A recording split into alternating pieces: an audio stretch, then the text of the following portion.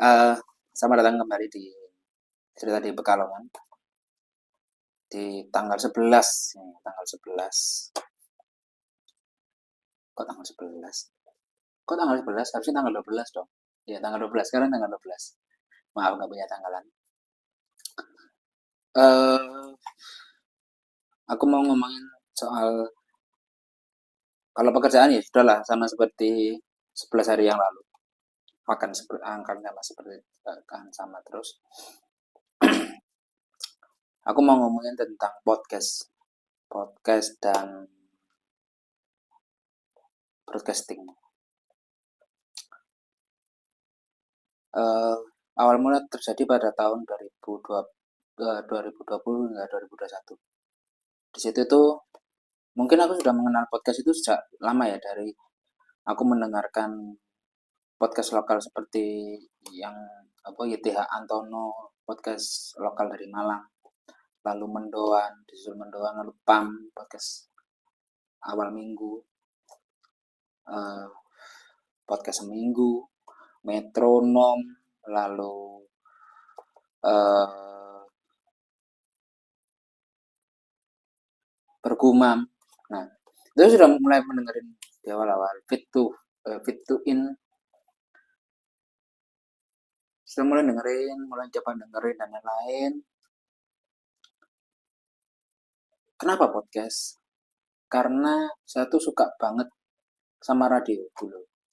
Saya tuh pernah dengerin radio itu dari mungkin jam 10, jam 11 malam sampai jam 3 pagi, jam 3 sampai jam 4 pagi.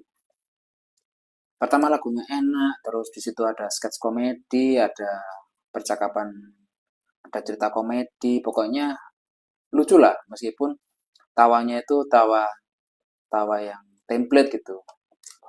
Cuman berdua itu lucu.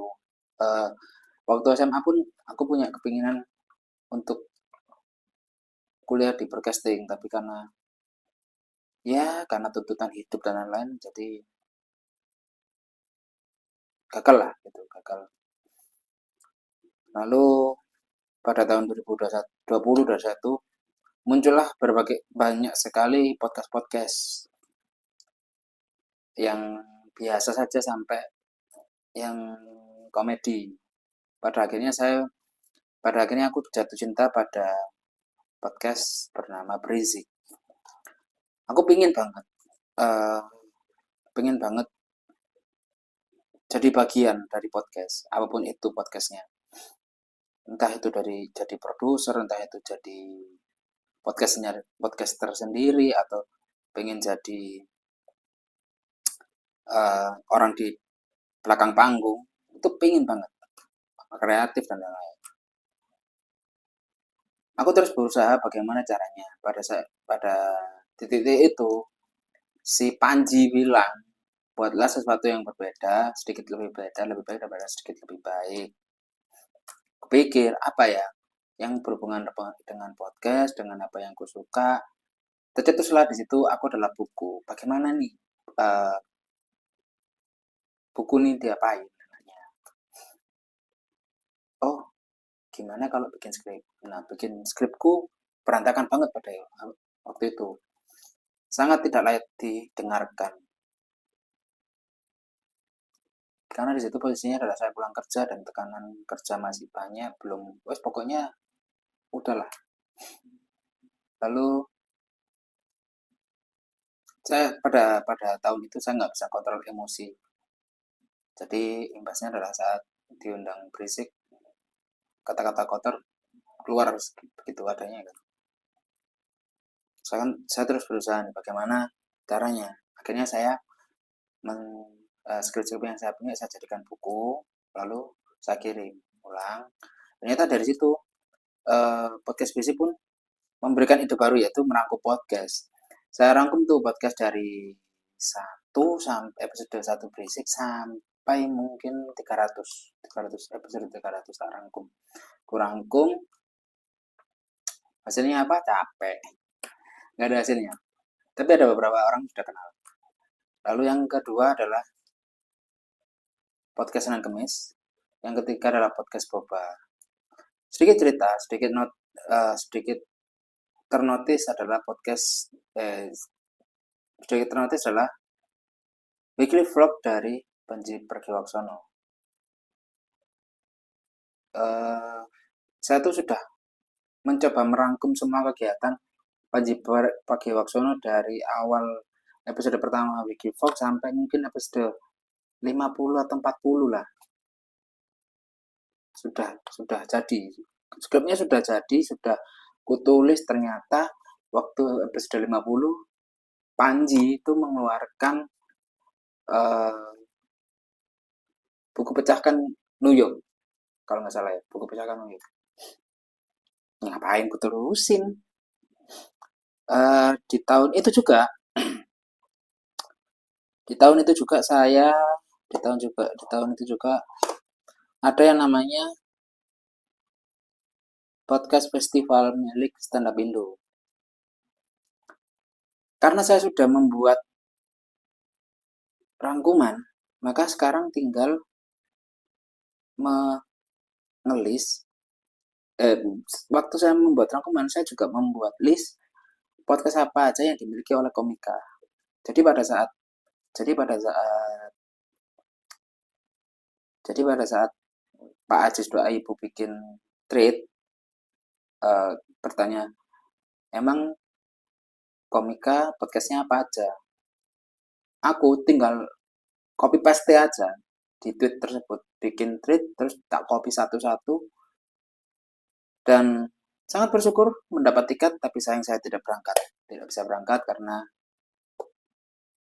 ekonomi ya, karena ekonomi jadi nggak bisa berangkat. Yang penting tapi uh, saya bangga gitu, saya bangga. Nah, saya bangga akan mendapatkan hadiah itu. Saya merasa senang gitu. Saya dihargai segitunya. Nah, karena saya punya draftnya, maka saya teruskan. Sekarang total sampai podcast terbaru milik Komika itu sampai paling tidak 150-an lebih. Berarti ketambahan 14 podcast kalau nggak salah. 14 sampai 15 podcast baru tahun ini ya, tahun 2025. Kalau misalkan dibukukan mungkin akan menghabiskan 100 lembar, 100 lembar, 100 lembar lebih lah. Kepikiran gitu, aku kepikiran bikin buku yang isinya itu katalog. Katalog kan teman-teman adalah sebuah buku yang isinya produk-produk sesuatu kan, katalog itu kan, entah itu baju, entah itu um, alat-alat yang lainnya, itu namanya katalog. Nah, aku pingin bikin itu katalog podcast stand up Indo. Sayangnya saya nggak punya modal.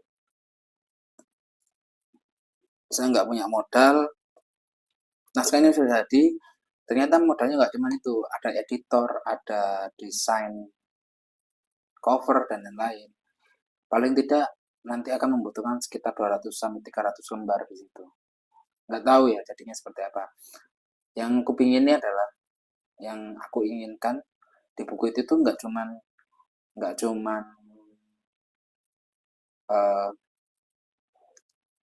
podcast apa itu dan namanya apa, tapi juga ada gambarnya gitu, ada gambar milik podcastnya dimiliki siapa dan lain-lain. Pokoknya detail lah. Jadi orang-orang itu, oh, Komika ini punya podcast ini, Komika ini punya podcast ini, nyoba dengerin, kan bisa nambah jam viewer kan, gitu. Tapi tidak hanya itu, ke aku tuh sering banget mampir ke live cewek di TikTok ya. Terus sering banget bikin pick up line yang menurutku itu beda daripada yang lain. Seperti, tahu bedanya kamu sama sikut kalau tahu bedanya kamu sama tangan punya sikut kalau kamu sobit. Ini rumus ini baru kuciptain. Kenapa baru sebenarnya? Karena begini, tebak-tebakan plus rima sama dengan rayuan atau gombal atau pick up. Tapi harus patah gitu kan, harus patah. Harus patah. Ternyata rumus ini aku sudah punya seratusan lebih. Mungkin mungkin 100 lebih.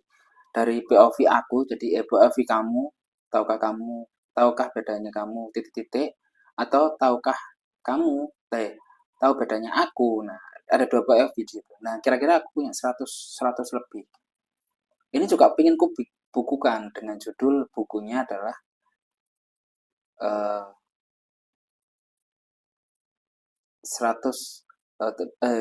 rayuan rayuan gombal ala Rusia. Lucu kan?